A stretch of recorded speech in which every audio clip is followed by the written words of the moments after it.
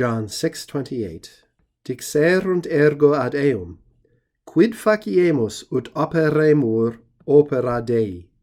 Therefore they said to him, what shall we do in order that we may work the works of God? This is a question, and there's not too much that poses a problem here.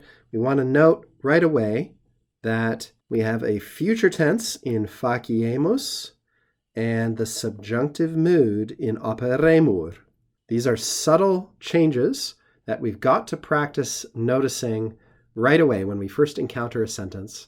This is why one of my teachers once said you should read every Latin sentence that you encounter 10 times before you begin to think carefully about what it means, just to make sure that you've absorbed all the details. That's not a practical rule to follow if you're reading long Latin texts, I can tell you, but certainly when we're looking at one verse at a time, it is something that you could put into practice to let the Latin roll around your brain a little bit before you begin to try to analyze it. But those are the two possible places where we might trip up in this verse. Dixerunt ergo ad eum should not pose us any great problems. Why do we have ad eum here instead of ei?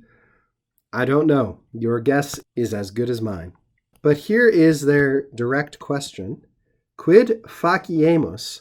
What shall we do? Remember, when it comes to the third conjugation of verbs, we don't get that nice bi infix that tells us in the first and second that we have a future tense. We can't rely on that.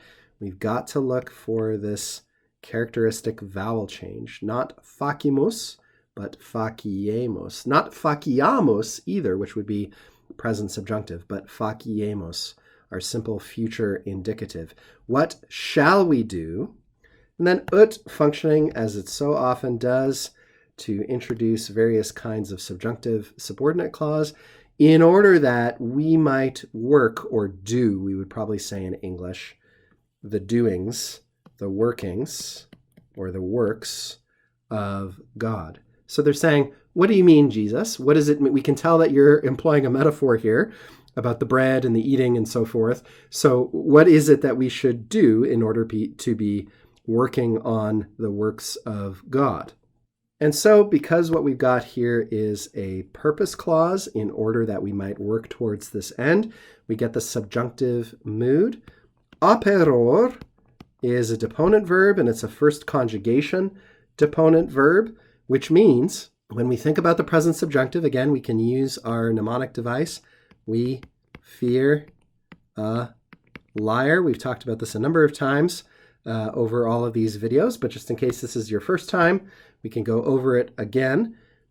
When we're talking about the system of the subjunctive mood in the present tense, this is a handy-dandy way of remembering how each of the conjugations changes. In the case of the first conjugation, the thematic vowel changes to e, and that is in fact what we see here, operemur, in order that we may work the works of God.